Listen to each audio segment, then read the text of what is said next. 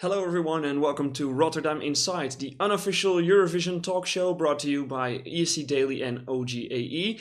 Today I have with me Toby Eck from Aftonbladet, my guest for today. Toby, welcome. Thank you for having me. Thank you. It's good to see you here in Rotterdam. I haven't seen you in a long time. 2 years now, and I am so happy that I'm able to be here, that we are all able to be here. It feels amazing, actually. What have you been up to in the last 2 years? I've been in my bed. No, I've been working since I'm a reporter with Aftonbladet. My specific what I do, I cover showbiz, but I cover breaking news within showbiz. So I'm required to be in the newsroom. So I've been lucky. I've been able to be in the office basically every day. But and was there news in showbiz? But yes. Because even though all the events have shut down, that is news itself. What is going on within the artist industry and the music industry? How are they getting help? And there are always celebrities that are getting divorced and getting married, all through a pandemic. So there's always news to cover. And of course, I do cover Melodifestivalen, the Swedish pre-selections. Really extensively, and there is all through the year I try to get the inside gossip on who's in, who's out, what's going on. So yeah. There's been plenty of work. And Melodifestivalen, of course, happened last year, happened this year again. And that for itself was, of course, big news for us to try to understand, will they be able to do it? How will they do it? Will it be the same way? And of course, in Sweden, it's normally a tour where Melodifestivalen goes to 6 cities with big arena shows. But this year it was just in one venue with no audience present. So all that was, of really course, different festival. Definitely. But still 6 of the most viewed TV shows throughout the year. So even though you had that a little bit of that feeling of it's not really like it normally is, it was still there, and they put on rather good shows without the audience as well. So it was good. Is that the same feeling you have now being here in Rotterdam?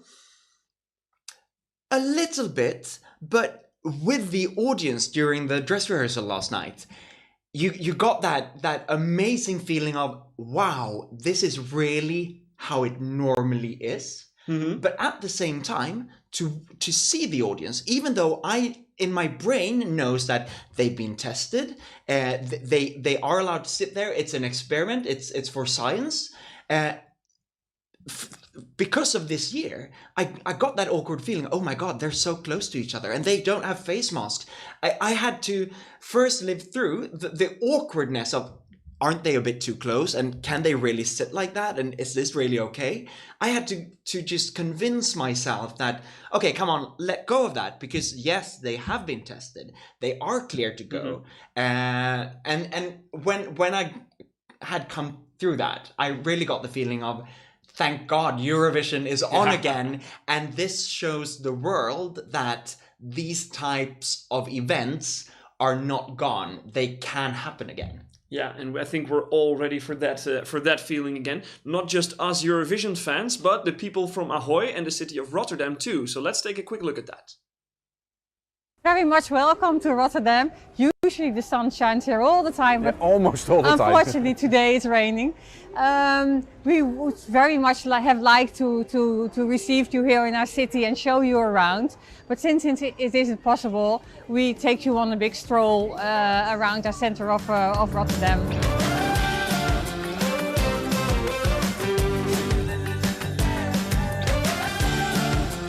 As you can see here, we dressed the city all from the central station to Ahoy with flags from recycled materials, and it's made from all the flags of all the participating countries, printed with the songs of the winning songs over the past years. It's really everywhere, and so the whole city can enjoy the song contest.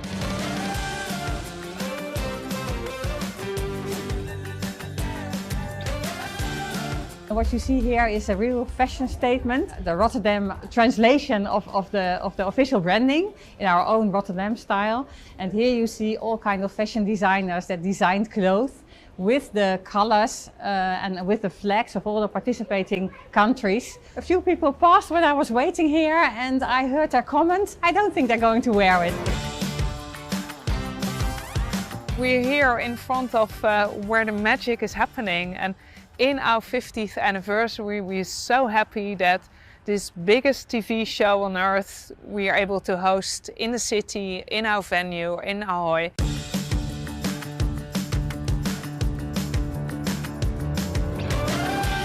Yeah, so there are working spaces. Everything is on 1.5 meters, so we had much more space for everybody than in normal time, normal years.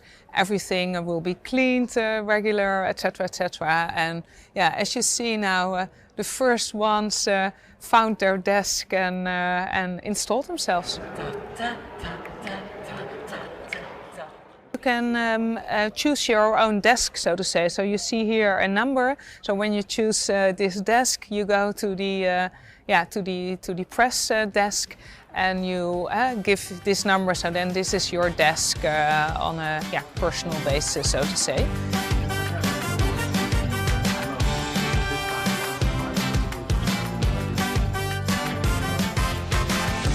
Yeah, for us, all these kind of things, it's so energizing in seeing this. We prepared so long with the teams from the city and from Hilversum and the Ahoy team, hoping to have to be able to give everybody a happy time.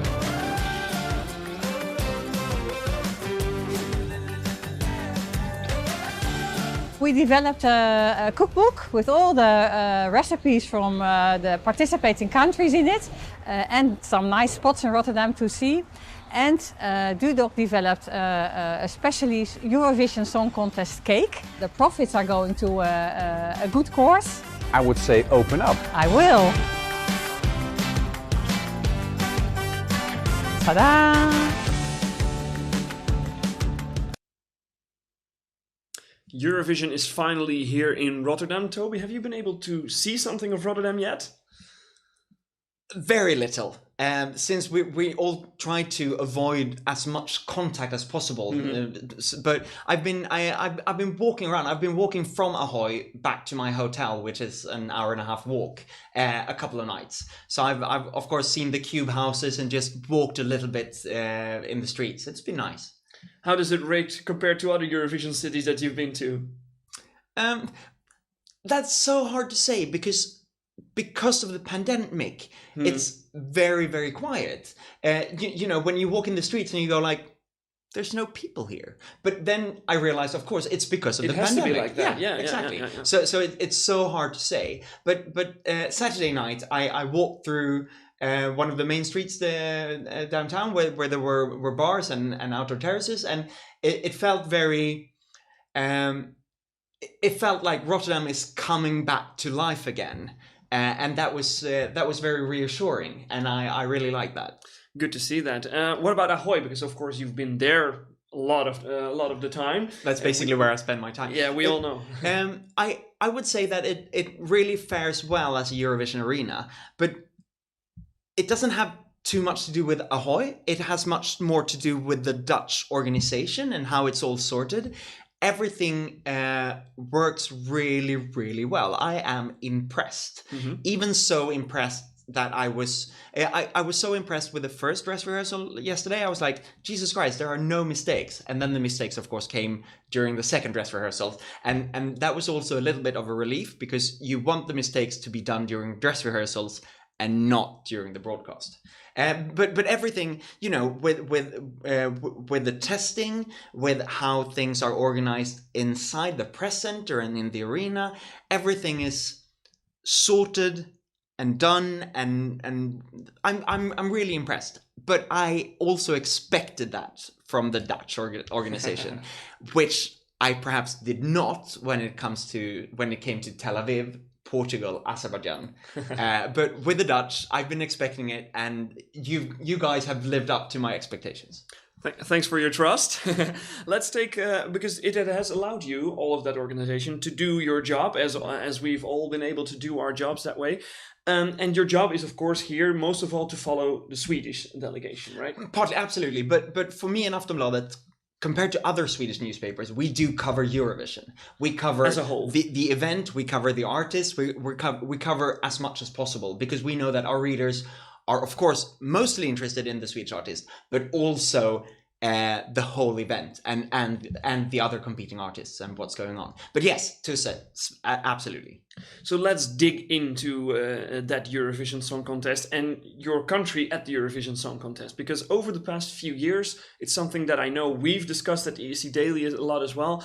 It seems as though the gap for Sweden between your jury vote and your televote is almost widening every year. How do you explain that? Has Sweden lost touch with the European televoters? Well, this is a topic that's very common within the Eurovision community. Mm-hmm. But when you look at the statistics, Sweden has been top 10 in the televotes every year except one during the last 10 years. It was only with Benjamin Ingrosso in Portugal that we weren't top 10. Yes. Most of the years we've been a little bit higher in the jury votes than with the televotes, but not a lot. And a couple of years we've been higher in the televote than in the jury vote. But I do understand what you're going for, and especially because there are within the Eurovision community, since it is a discrepancy between the televote and the Eurovote, even though it's not as big as the fans want it to be or claims it to be, there might of course be a little bit of a worry, and that comes for me as being a Eurovision fan as well. I am starting to wonder what should Sweden do to actually take that back, to become the fan favorites again. Yeah, and we set the bar high for Sweden at Eurovision.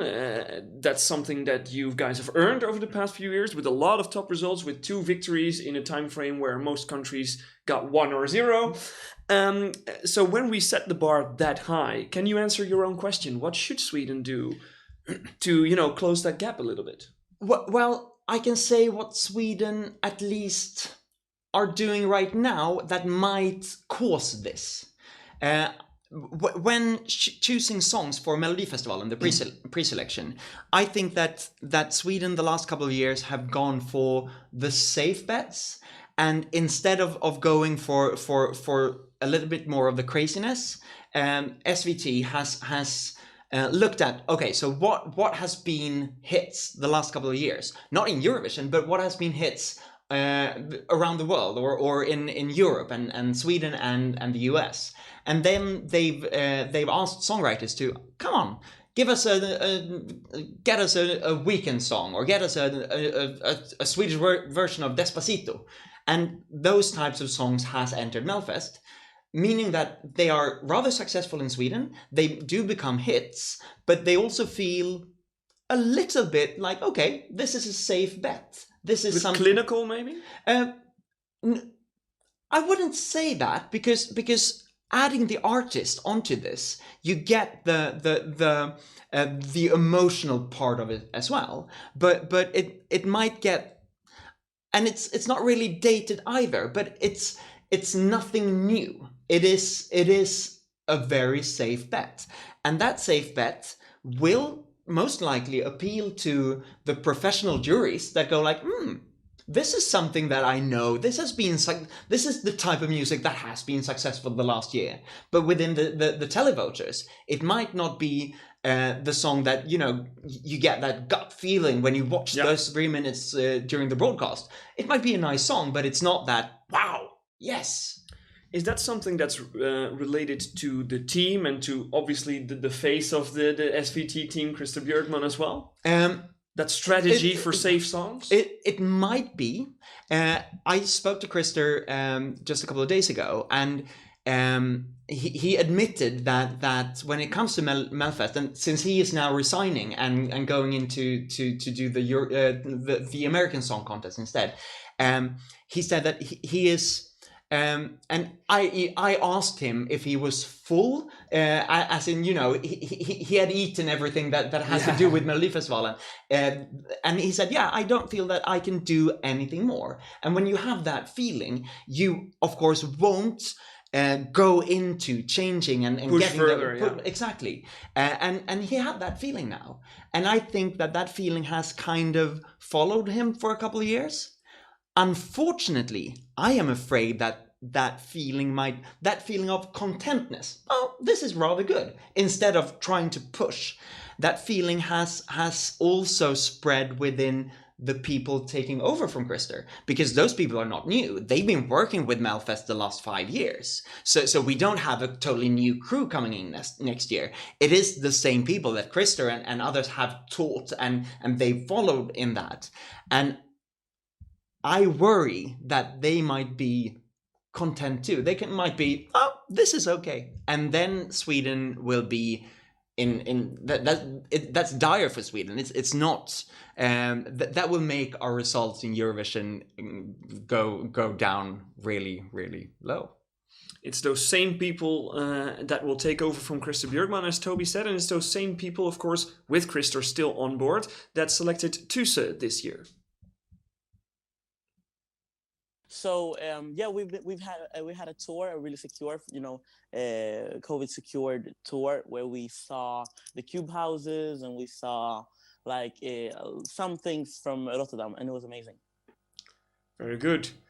Yeah. On a more serious note, I read about you that you recently had some surgery, which had to do with your voice. Can you tell us what happened? So after the Melfest, after I won, my voice was a little bit injured, and I had to see a doctor for it. And it wasn't about my vocal cords. So it was another thing in my throat, which he did surgery on, and then now I've rested from the surgery and I'm back, and I'm ready to go. How serious was it? It wasn't serious at all. It was just I don't know the name for in English. I think tonsils. I think they were inflammatory. What do you call it? Inflamed. So it wasn't at all serious. It was a routine procedure, so everything was good. I was kind of nervous at first, but the doctor said nothing to worry about. I'll just cut them in. I'll just take a bit of them off, and then you'll be good. And he did as he said. He took a bit of them off, and now I'm good. So that was. So how do you feel now? Nerve-wracking. I feel great now. So we're good. There was a time where I was like, how is gonna go? Am I going to lose my voice? But it was all just in my head. So I'm back, and I'm great. So what has it been like for you dealing with all these insecurities? Because of course you have COVID, not knowing how the Eurovision Song Contest is going to take place, and then you also had your own surgery, which you didn't know maybe how fast you would recover from that. How do you deal with those insecurities? So I think I was really nervous, and I was worried, and I was like, is Eurovision even gonna is it gonna be possible? And because of COVID, maybe the Eurovision will be cancelled. But I also tried to focus on other things. I was like, okay, so I'm going to graduate high school this year, so I have to do my homework and I have to do my school work. So I think I went deeper in my school work, and I focused on those kind of things, so I could stop worry about the Eurovision and the voice and everything. Because everything, because it wasn't in my power to change, so I was just waiting for the doctor. So in the meantime, I was focusing on school, so that I wouldn't be, I think I would have gotten mad if I was to think about it. And now you are here at the Eurovision Song Contest. How have you experienced the first week with all these rehearsals? So I've had a lot of fun. It's been fun to hang out with the dancers and the team from Sweden, and seeing the big stage for the first time was really amazing. And then we had to rehearse to get the performance to be exactly how we pictured it. And yesterday on the rehearsals, I think we did just that. So I'm really I'm really excited that we finally, what do you say, we nailed it. I think you're there you are again. Yeah. So the performance is now finally all the way you want it to be. Is there a lot of pressure on you? Because Sweden, of course, is a country that always gets these great results in Eurovision. I know, so there's a lot of pressure, of course, and I've been thinking about that because it's all about the contestants Sweden has sent before because they've been awesome. I mean, Loreen, Måns, everybody, John Lundvik, they're all awesome, and I love them all. But you know that it's not about them and it's not about me. This is about the song and it's about the message behind the song. I'm here to represent that everybody's voice should matter and everybody's voice should be heard, and that we all in this together, and that nobody should feel alone. So I think for me, it's about the message, and it's about showing people that love can take you so far, and love can make you more happy than hatred. So I think it's about the message. It's not about the score result, the betting list, the odds, the competition. It's about the love. All right. Well, Tusse, this year's Swedish entrant for the Eurovision Song Contest. First of all, let's take a step back. Do you think that Sweden made the right call not going with the same artist as last year, which was something that a lot of countries did in this COVID situation? Definitely. And the reason for that is that Eurovision is big in Sweden, but Melodifestivalen is huge. Yes. And with that, had we said we're canceling Melodifestivalen, that would have ruined winter for a lot of Swedes. No, for real. Because Sweden in February and March is dark, wet and depressing. Having Melodifestivalen each Saturday being the TV show that basically gets everybody to watch, and it's fun, it's upbeat. That gets us through the winter. And believe me, have you not been in Sweden in February, you cannot imagine how it is. And this is a joke, but it is also the truth. And that is the reason why Melfest is so successful. So for us, for SVT, there was never a choice to go with the same artist. And I do think that most countries that have gone with the same artist this year has not upped their game. The exception might be Lithuania, but on the other hand, the RUP had to compete for their victory this year as well. So I'm yes, we should absolutely have done it the way we did. Tusse is the main favorite in Sweden. He got such a high victory, so we have the right artist here. Even though I might think that we had other contenders in Melfest with stagings and songs that might have done better here, but that was not the Swedish audience choice, and it was such a clear win, and that makes it obvious for us that Tusse is here. So now, how do you rate the Swedish entry? Not as it's no longer in Melodifestivalen. It had done that and won that already. Now it's here. You made already the distinction between something that is a good Melodifestivalen song and now something that's a good Eurovision song. Is this a potentially successful entry for Sweden again? Okay, let's try to be diplomatic. I've never been diplomatic in my whole life. Don't start now. Me and my colleagues have spent the last week preparing the Swedish audience back home, our readers, on this. This is not to let them know this is not a contender for victory. We might have thought so a month ago, but it isn't any longer, and that's very obvious. And I get a lot of angry emails from our readers saying, "Why are you writing shit about Tusse?" And I'm trying to explain to them, I'm not bad-mouthing him. I'm telling you how it is in Rotterdam, what the polls say, what people say. I don't think that Tusse is a contender for victory. And we also must remember that in Sweden, a 10th place is not a good position. It's that bar that we were just talking about. The bar is set high. The Swedish audience are expecting a top 5 position, and everything else is not a good result. Yeah, exactly. And right now, I hope, and I think, and I'm trying to, I'm saying that, yeah, we might do top 10, but we might very well not. And according to the betting companies, we're out of top 10 as well. So we're trying to prepare the Swedish audience for that, but their expectations are, of course, really, really high. And is he going to break the pattern that we've just discussed, even though you don't really think it's that much of a pattern? But do you think this is more for televoters or more for juries? I do think it's more for the juries.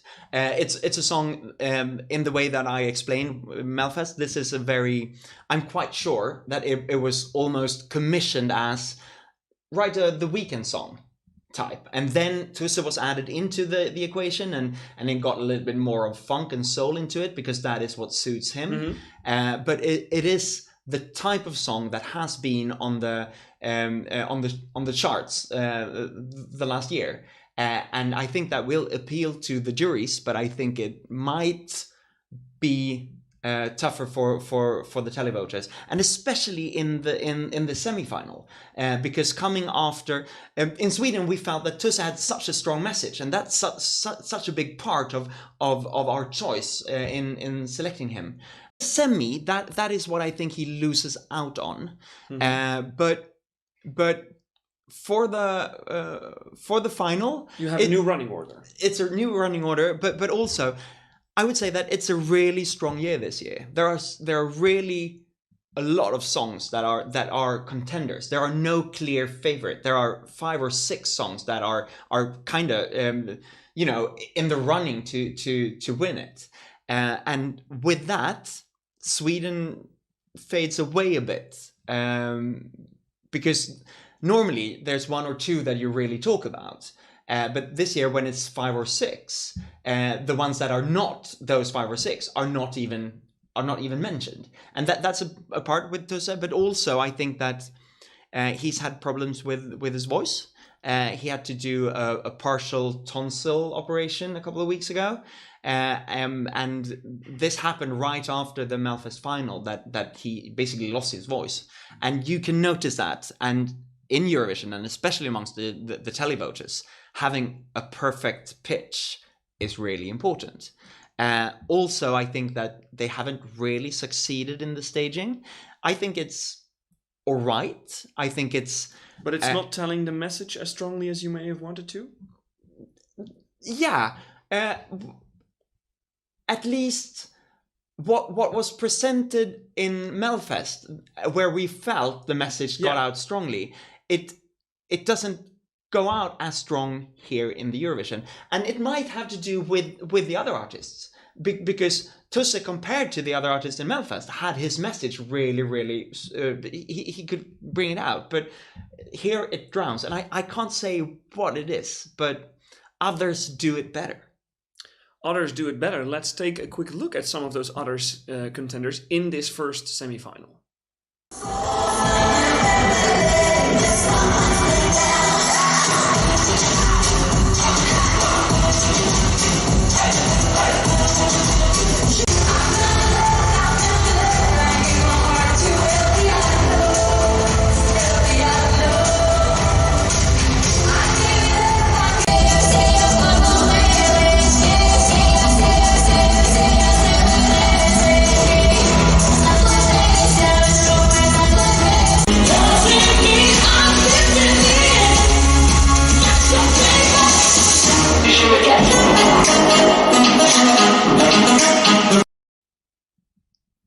We saw Russia, Cyprus, Ukraine, Malta, a couple of the favorites in this semi-final.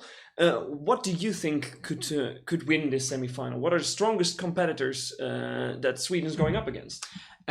During the jury rehearsal, I would say that for me, Cyprus and Ukraine stood out. Cyprus, perhaps because I hadn't expected it to stand out that much, because I think the song is so much of a Lady Gaga ripoff. But her performance and being one of a lot of female artists with 4 dancers, she ups the notch a little bit more than the others, and she really makes that performance believable. And Ukraine stands out so much, being extremely modern and at the same time very, very ethno, very Ukraine, but at the same time appealing to a larger audience. I think it's extraordinary, that song, and how they perform it, even though she had technical issues last night and had to redo her performance. I thought the first one was fine enough. I think she would have won she could have won the jury vote even on that, but then she did it again, and then it was flawless. Don't miss out on Malta. Ah, yes, of course. Yes, Malta has got. I think that the Maltese song is much stronger than the Cypriotic song, but I am afraid that Destiny doesn't. There's something in the performance that it feels a little bit bland. It's a little bit like, okay, we've seen this, and with the strong message that she has, also empowering women, you don't get that. It's not in the performance enough. Then again, she does have all the qualities that juries tend to look for in the past couple of years. She has the vocals, she has the talent show background, she has this personality on the lovable, stage. Absolutely. So that could be an easy jury winner for me. I have one question for you, because you mentioned Ukraine. I love Ukraine, and I favor it to be a televote favorite. Don't you think it might be too ethnic for juries? Because it's also a little bit... it's a bit love or hate. Let's put it that. And with that I think that's a pity, because I think you are right. And the juries have within their they're supposed to look for originality, but for instance, Soldi fared much better with the televotes than the juries last year or 2 years ago, and that was also a very original song. So you might very well be right that originality might be something that the televoters values higher than the juries who should look for it. I agree with you there. But on the other hand, this is originality with quality. So was Soldi, of course. But the televoters might also go for, the funny, the kind of jokey entries that juries won't go for. And juries will absolutely not rule out Ukraine because of that. It is a technically very difficult song to sing, and she did it very well. She did it twice, actually, last year, and last night, excuse me, and that was because of the technical errors in the jury performances. So we spoke to Sietse Bakker because it happened with 4 songs last night, which was quite a bit. When artists came back from the stage, they reported to our technical crew that they had a slight delay on their in-ear, which is of course not ideal to perform. So after consultation with our audio team, it was decided that they could perform again. Of course, it's a rehearsal, so these things can happen and will be looked into. But because the jury decides tonight's results, it was deemed fair by the EBU that they would be given another chance. 3 performances in which these problems occurred. What will the team now do to make sure that this doesn't happen tomorrow when it's not a rehearsal? Well, that's of course our key priority. So they will look into this now and probably tomorrow morning to make sure this doesn't happen during the live. Toby, you had a lot of faith in the Dutch organization. You mentioned it at the beginning. Do you have faith they'll fix these issues before tonight? I hope so.